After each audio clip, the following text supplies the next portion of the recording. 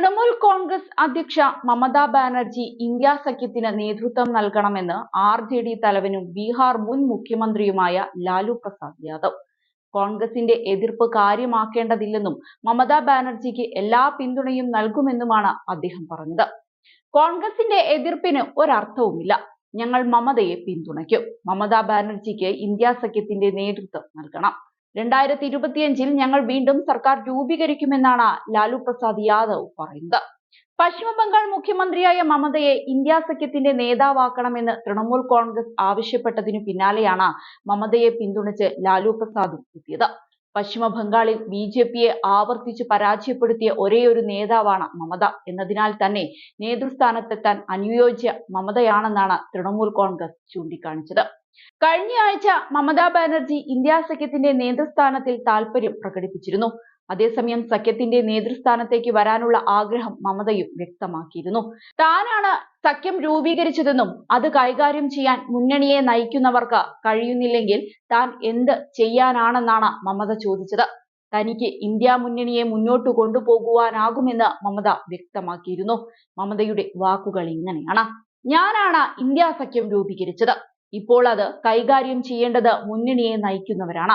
അവർക്ക് അത് ചെയ്യാൻ കഴിയുന്നില്ലെങ്കിൽ ഞാൻ എന്തു ചെയ്യും?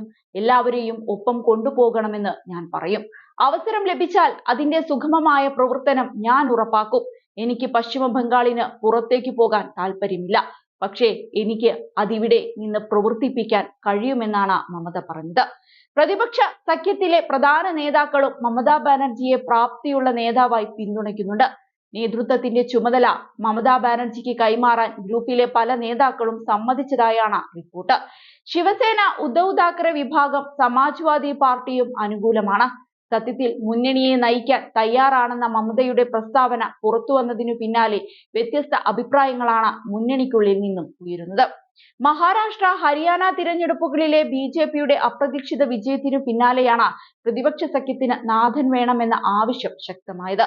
ഇക്കാര്യത്തിൽ മമതയെ പിന്തുണയ്ക്കാനാണ് അഖിലേഷ് യാദവിന്റെ സമാജ്വാദി പാർട്ടിയുടെ തീരുമാനം. എന്നാൽ സഖ്യത്തിലെ പ്രധാന കക്ഷിയായ കോൺഗ്രസ് ഇക്കാര്യത്തിൽ ഒട്ടും തൃപ്തരല്ല. കടുത്ത എതിർപ്പാണ് കോൺഗ്രസ് മമതയുടെ പ്രസ്താവനയോട് ഉന്നയിച്ചത്. ഇതോടെ പ്രതിപക്ഷ സഖ്യത്തിൽ ചൂടേറിയ ചർച്ചകൾക്കാണ് തുടക്കമായത്.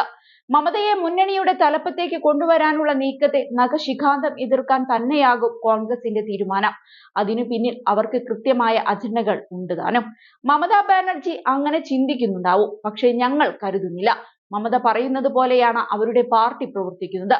എന്നാൽ ഞങ്ങൾ കോൺഗ്രസ് പറയുന്നത് പോലെയാണ് മുന്നോട്ട് നീങ്ങുന്നതെന്നായിരുന്നു തലപ്പത്തേക്ക് വരാനുള്ള മമതയുടെ ആഗ്രഹത്തെക്കുറിച്ച് കോൺഗ്രസ് പ്രതികരിച്ചത്.